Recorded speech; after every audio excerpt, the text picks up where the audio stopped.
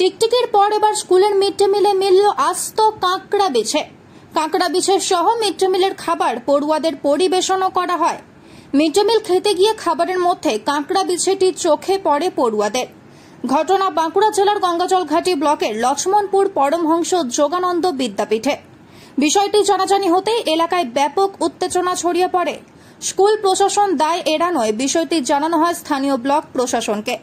বিক্ষোভ দেখানো হয় স্থানীয় গ্রাম পঞ্চায়েতেও। লক্ষ্মণপুর পরমহংস যোগানন্দ বিদ্যাপীঠে মিড ডে মিলে খাবারে একটা কাঁকড়া বেছে বের হয়েছে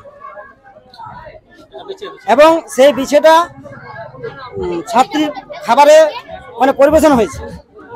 পরিবেশন হওয়ার পর হেডমাস্টার মশাই বলেছেন নাকি যে ওই বিছেটা ফেলিয়ে দে, সাইডে সরাই দিয়ে খাবারটা খেয়ে নেয়। আপনারা কি স্কুলে হেডমাস্টার মশাইকে জানিয়েছিলেন? হেডমাস্টার মশাইকে জানানো হয়েছে। হেডমাস্টার মশাই ছুটি দিয়ে বাড়ি চলে গেছেন। এরপরে হেডমাস্টার মশাইকে ফোন করা হয়েছে। হেডমাস্টার মশাই ফোনে বলছেন আমি যেটা বলা বলে দিয়েছি, আমি আর স্কুলে ফেরত যাব না। আমরা কেন আসবেন না, আপনি আসুন। প্রশাসনকে জানিয়েছেন? হ্যাঁ, প্রশাসনকে জানানো হয়েছে। ঊর্ধ্বতন কর্তৃপক্ষ কি বলছে তারা? তারা বিডিও ম্যাডামকে জানানো হয়েছে। বিডিও ম্যাডাম বললেন আপনি ছবিটা পাঠিয়ে দিন হোয়াটসঅ্যাপে আর লিখিত একটা দিন আমার। কি চাইছেন আপনারা? আমরা চাইছি এর বিচার হোক, যে এইভাবে স্কুলে যদি এইভাবে রান্না বান্না হয় তারা বিডিও ম্যাডাম নাহলে বললেন যে সুস্থ আছে কিনা খবরাখবর নিয়েছেন, নেক্সট ফোন করে আবার। আর আমরা চাইছি যে এর কিছু বিচার হোক। এই বিক্ষোভটা মূলত আজকে আমাদের যেটা বিশেষ কারণ সেটা হচ্ছে বাচ্চাদের যে মিড ডে মিল দেওয়া হয় সেই মিড ডে মিলের মধ্যে একটা মোটামুটি 5 থেকে 6 ইঞ্চি সাইজের বিছে পাওয়া গেছে। তো সেই খাবারটা রাঁধুনিরা দিয়েছে। রাঁধুনিরা দেওয়ার পরে যখন হেডমাস্টারকে ছেলেরা নক করেছে যে স্যার এরকম খাবারের মধ্যে বিছে পাওয়া যাচ্ছে, তখন হেডমাস্টার নাকি শোনা যাচ্ছে যে বলেছে যে খাবারটা ফেলে দে, অন্যগুলো খেয়ে না, বাড়ি চলে যায়। হ্যাঁ, বলার দরকার নেই কাউকে, এটা হচ্ছে মূল বিষয় আজকাল। কিন্তু বর্তমানে এইরকম ঘটনা লক্ষ্মণপুর আমাদের যেটা হয়েছে সেটা হচ্ছে লক্ষ্মণপুর পরমহংস যোগানন্দ বিদ্যাপীঠ গঙ্গাজলঘাটি ব্লকের মধ্যে অবস্থিত, লক্ষ্মণপুর গ্রাম পঞ্চায়েতে অবস্থিত। এটা দীর্ঘদিন ধরে হেডমাস্টার এরকম ভাবে অবহেলার কাজ করে থাকে।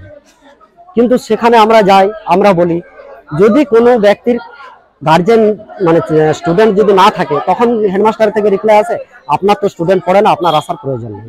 এরকমও হয় ঘটনা। হ্যাঁ, অবশ্যই জানানো হয়েছে, ফোন করা হয়েছে, বারবার ফোন করা হচ্ছে, আসতে বলা হচ্ছে। বা হেডমাস্টারের একটা কর্তব্য ছিল যে এগুলো মেডিকেলে দেখানো, কিন্তু সেটা না করে উনি সোজা বাড়ি চলে গেছেন ছুটির পরে, ছেলেদেরকে ছুটি দিয়ে দিয়েছে। এখনো পর্যন্ত উনি ফোন করেও খবর নেয়নি।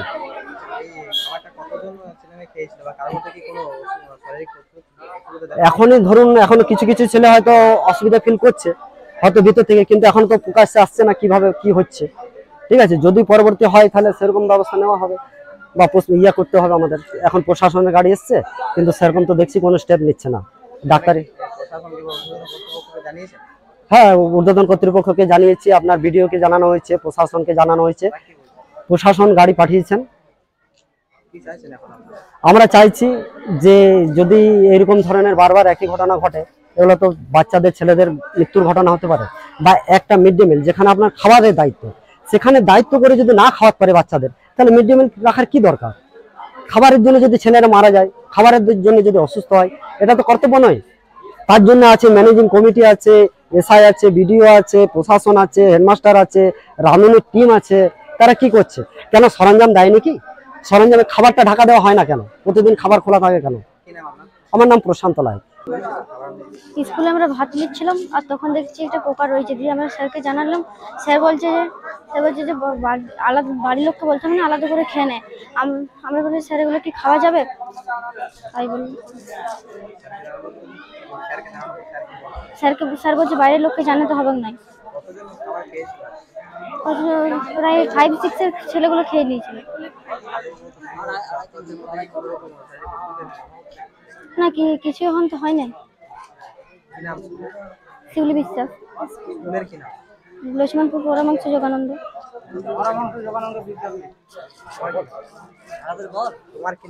শিউলি বিশ্বাস।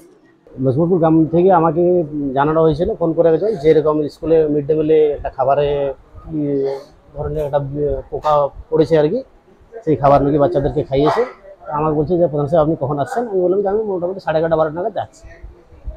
তারপরে তারা এসে পরে আমি দেখলাম যে আমাদের অফিসের স্টাফরা এসেছিল, অফিসের স্টাফরা আসার আগে থেকে বলেছেন যে প্রধান সাহেব আছে, তাছাড়া পঞ্চায়েত খুলতে দেবো না। আমি আসলাম, আসার পর বললাম যে এখন স্কুলের ব্যাপারটা সম্পূর্ণ আলাদা, পঞ্চায়েত আলাদা। কিন্তু তারপর দেখি যে ওরা আমার পঞ্চায়েত খুললে আমরা পঞ্চায়েত যথাযথ এসেছি, বাকি ব্যাপারটা আমি এখন আর অন্য কিছু বলতে পারছি না। না, সেটা তো ধরুন ওই স্কুলের ব্যাপার নিয়ে ওরা অন্য জায়গায় সামনে হয়তো জড়ো হয়েছে, কিন্তু পঞ্চায়েতে কোনো বিক্ষোভ নেই। Bureau report, Bankura Times.